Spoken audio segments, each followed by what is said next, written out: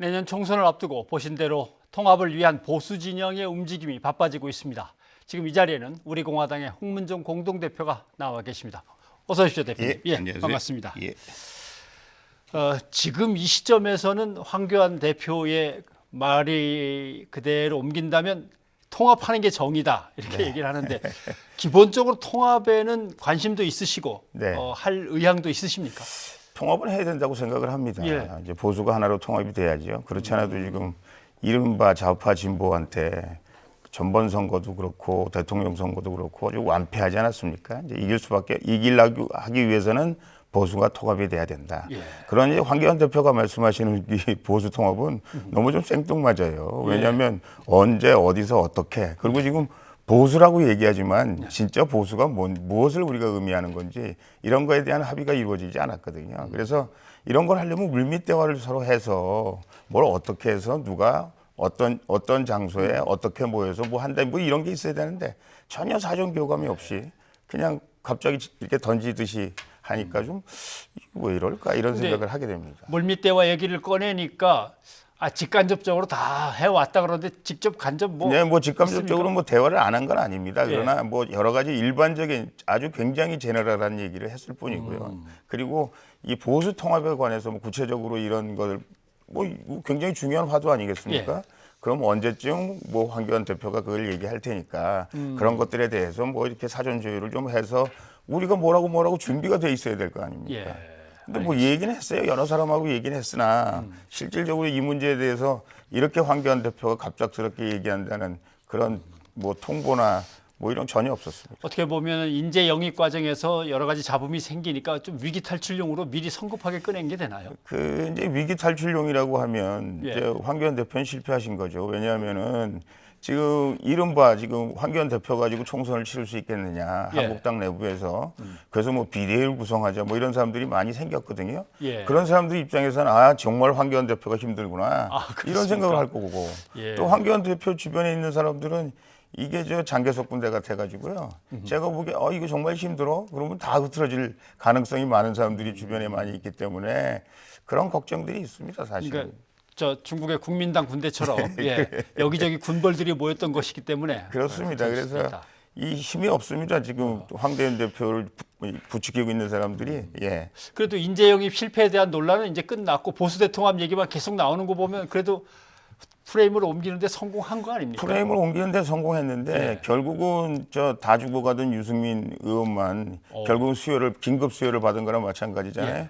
유승민 의원은 사실 바른정당 내에서도 많은 사람들과 의견이 다르고 혼자 남아있다 이제 이런 분위기였습니다. 저희가 이제 여의도판에서 얘기를 들어보면 그런 사람에게 갑자기 산소호흡기를 꽂아줘가지고 또 무슨 혁신이니 무슨 혁신 없이는 통합이 없느니 이런 얘기를 할 수 있는 무대를 만들어줬다는 게 결국은 유승민 의원만 남은 거죠. 나머지 사람들은 다 손해본 거죠. 근데 유승민 의원이 이제 통합 얘기를 꺼내면서 여러 가지 이제 세 가지 큰 조건들을 얘기하고 했습니다만 문제는 탄핵의 강이라고 하는 문제인 것 같습니다. 그래서 유승민 의원이 생각하기에 탄핵 이미 끝난 지가 언젠데 아직도 탄핵을 붙잡고 있냐 이런 얘기 같고 그런데 우리공화당 또 홍 대표님 입장에서 탄핵의 강을 정말 건너고 싶다면 이런 전제는 이루어져야 된다는 게 있을 거 아닙니까? 아니 탄핵에 대해서 그렇게 떳떳하고 자랑스러우면 왜 탄핵을 자꾸 덮고 가자 그럽니까? 그리고 저분은 지금 밖에 있는 이른바 보수 우파 사람들이 탄핵에 대해서 뭐라고 얘기하고 있는지 관심이 없거나 아니면 못 듣고 있거나 아니면 정말 정치인으로서는 참 단절돼 있다 그런 생각을 할 수밖에 없는데 아니 정권을 이렇게 만들고 보수 우파를 이렇게 지리멸멸시키고 탄핵에 보수 우파라고 한 사람들이 탄핵에 동조해서 대통령을 지금 1000일 가까이 지금 저렇게 뇌물죄도 없고 국정농단도 없는 대통령을 저렇게 가둬놓고도 아무 죄가 없다.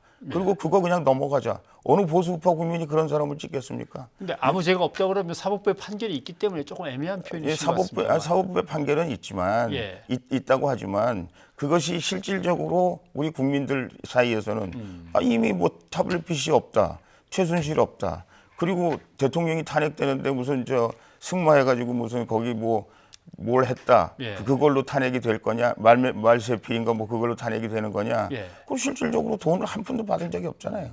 그런 것들이 지금 국민들 사이에 많이 퍼져 있기 때문에 그렇게 깨끗한 대통령을 탄핵시키고 하여간 어쨌든 자기들이 말하는 문재인 정권 끌어내리자고 얘기하는데 예. 문재인 정권은 지금 우리 국민들의 보수파 국민들의 최소한 예. 공적이 돼 있지 않습니까?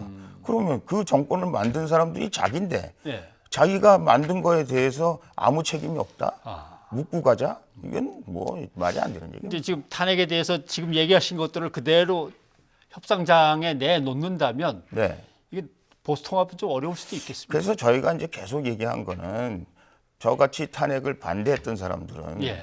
우리가 대통령 어쨌든 막아들이지 못했기 때문에 역사와 민족 앞에 국민 앞에 정말 죄송합니다. 대통령을 못 막았습니다. 탄핵한 사람들은 예. 대통령을 탄핵하게 한 죄를 자기들이 있다. 그때 뭐 촛불이 무서워서 그랬든지 아니면 지들이 잠깐 정신이 나갔든지 아니면 자기들이 생각하기엔 그게 옳다고 뭐 하여간 뭐라고 자기들이 변명을 하건 예. 결국은 문재인 정권을 당생시켰으니 그 죄는 죽어 마땅하다. 석고대죄 해야죠. 예. 우리가 다 잘못했다고 얘기함으로써 결국은 탄핵 문제를 우리가 해결하고 넘어갈 수 있는 거고 그 문제에 대해서 국민에게 사과하고 앞으로 이런 일이 헌정 중단의 상태가 다시는 없을 것이다. 얘기해야만 저는 알겠습니다. 된다고 생각합니다. 홍 대표님 말 듣고 보니까 탄핵의 강이 상당히 좀 거세게 흐르고 넓고 큰 강이네요. 네, 그 만만치 않죠. 혹시 그러면 한국당하고 네, 유승민, 안철수 두 사람의 신당하고 그 네. 둘만 통합을 한다 하더라도 그건 뭐 그러라고 하시겠습니까? 그거는 그렇다 그러면 거기는 보수 우파에 자기들은 뭐 진보적 성향을 가진 무슨 보수 우파라고 얘기하는지 모르지만 저희는 그 뻐꾸기 알이다 이렇게 얘기를 항상 표현하고 있습니다. 아시다시피 뺍새 그 둥지에 뻐꾸기, 남이 둥지에 뻐꾸기 알 보수 우파 뻐꾸기는 뱁새가 아니거든요. 그러니까 결국은 위장 보수 우파나 마찬가지죠. 대통령을 탄핵한 사람들이 자기들이 뭘 보수 우파라고 얘기를 합니까? 그런 점에서 홍 대표님이 얘기하신 진짜 보수와 가짜 보수를 가려야 한다는 것도 그런 의미가 담겨 있나요? 그렇습니다. 저희가 만약에 뭐 문재인 정권이 실정을 많이 해서 정권이 바뀐다고 얘기를 한번 해봅시다. 예. 정권이 바뀐다고 해도 보수 우파를 지킬 능력이 없어요. 그런 사람들은. 왜냐하면 또 정권이라는 게 위기에 도달하게 되면 지금 이른바 진보 좌파가 가만히 있겠습니까? 예. 또 무슨 수를 써서라도 정권을 탈취하려고 노력할 때 또 그때 보수우파, 위장 보수우파, 뻐꾸기 알들이 다시 그 진보 또 좌파 이 사람들하고 힘을 합쳐서 또 보수우파를 밀어내는 그런 결과를 초래할 수 있고 다시 그런 사태가 일어나면 대한민국의 보수우파는 이제 더 이상 우리 영역 표시를 할 수가 없다. 저는 그렇게 생각을 합니다. 아까 뉴스 보도 잠깐 보셨겠습니다마는 이제 저 오래 한 사람들은 나가달라는 여기가 뭐 여당 내에서도 있고 야당 내에서도 있고 한국당 내에서도 오늘 좀 불거져 나왔습니다마는 그렇게 따지면 사실 나가야 될 분들이 상당히 많습니다. 험지로 가거나 그럴 경우 혹시 우리 공화당에서 많이 좀 받아주실 의향은 있으십니까? 저희 공화당은 이렇습니다. 그 이제 잘못 생각하고 계시는데 많은 분들이 혹시 이제 그 한국당에서 공천 탈락하면 그 사람들 다 받아서 뭘 어떻게 하려고 그러는 거 아닌가 이렇게 생각하고 있는데요. 천부당 만부당 하신 말씀이고요.